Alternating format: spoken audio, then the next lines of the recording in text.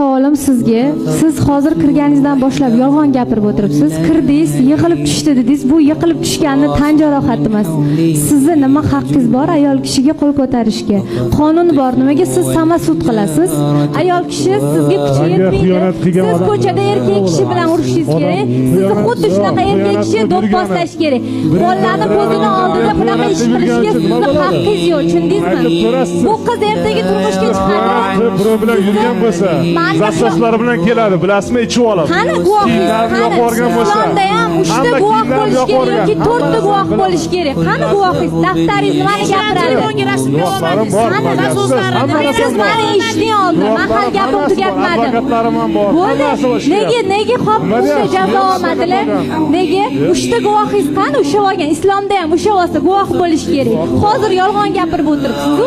Farzandlaringizni qarang, ko'zida qo'rquvni qarang, sizni xohlamayapti, nafratlanyapti.